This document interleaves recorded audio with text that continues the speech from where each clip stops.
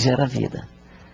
Pensar naquele indivíduo que é atleta e pode ser que ele não jogando não tem gols. Mas ele jogando ou não jogando não tem vida.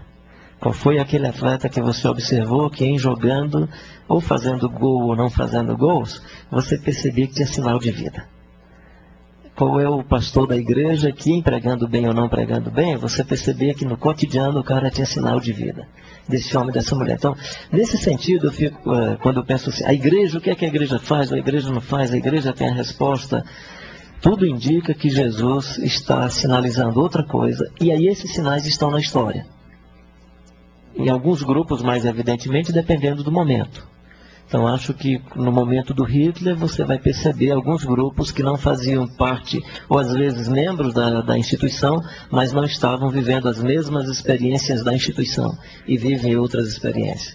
Aí você pega Luther King, você vai perceber que ele está vivendo outra experiência do que a igreja dominante estava vivendo no seu tempo.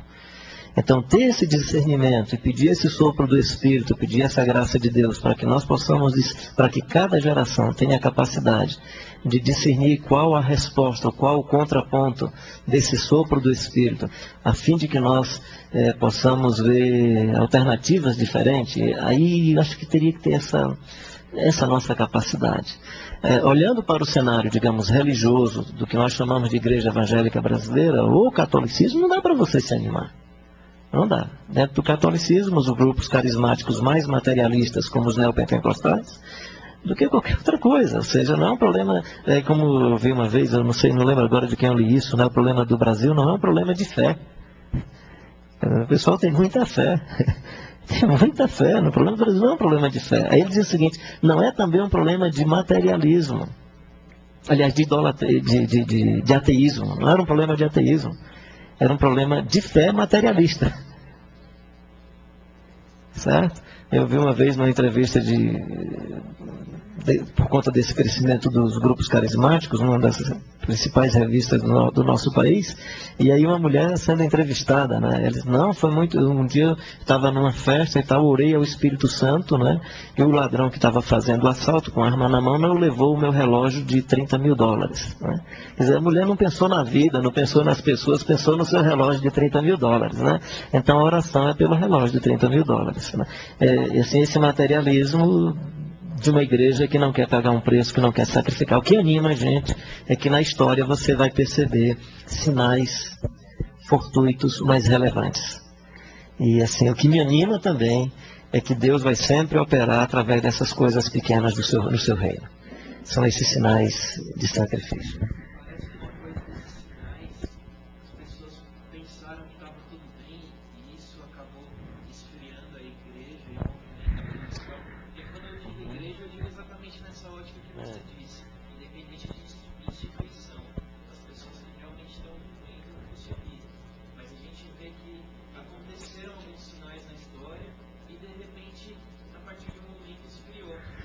Deixa eu responder assim, só pelo que está me vindo à cabeça, então tu não leva isso muito a sério.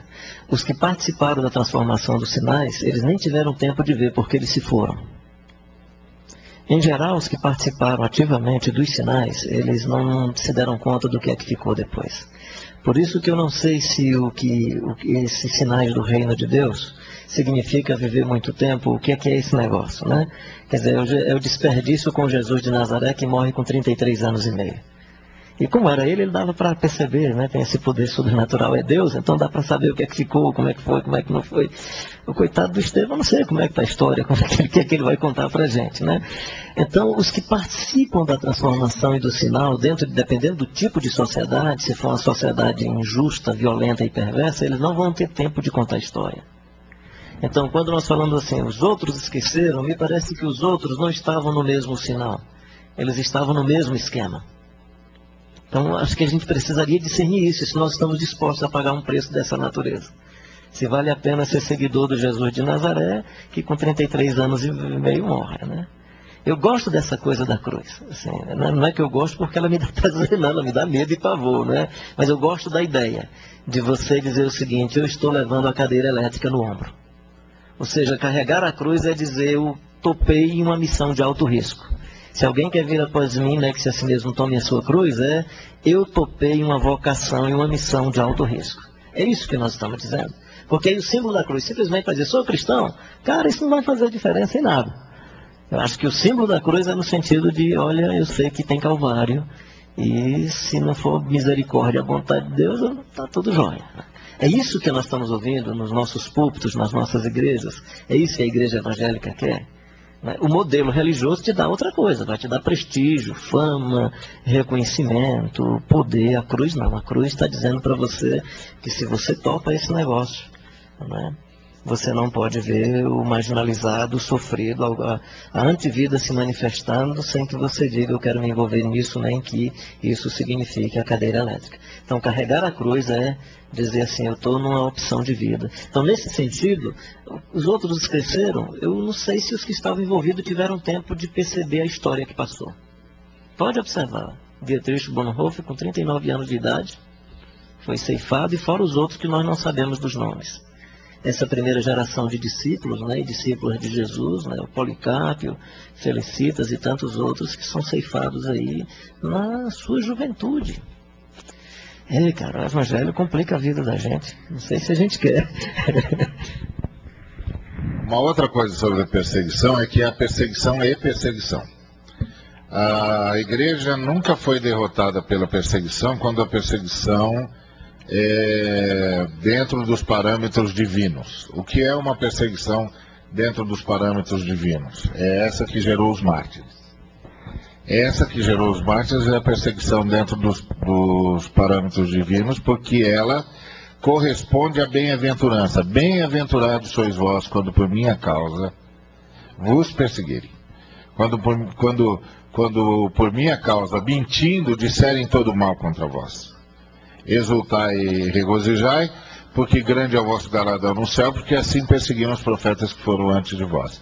Essa é a perseguição dentro dos parâmetros divinos. Essa perseguição nunca derrotou a igreja. Essa perseguição fez a igreja ficar mais forte.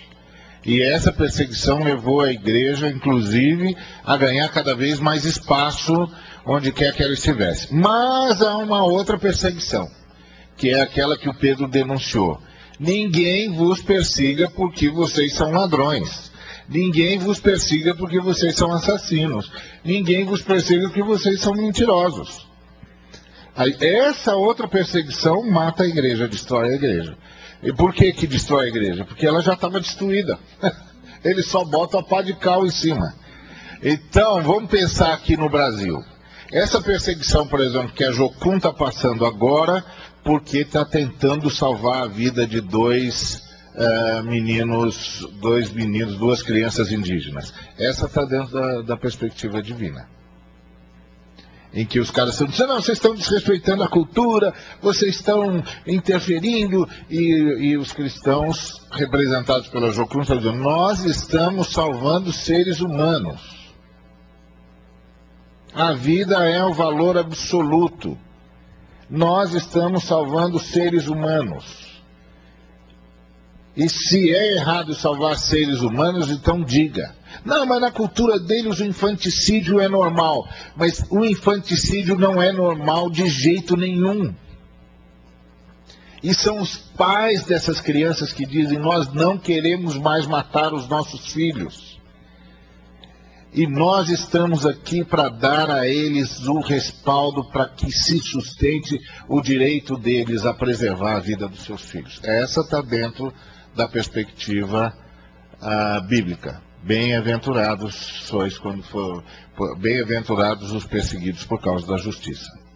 Mas, por exemplo, a perseguição da sociedade quando encontram cristãos carregando 10 milhões de reais num avião particular, essa vai destruir a igreja.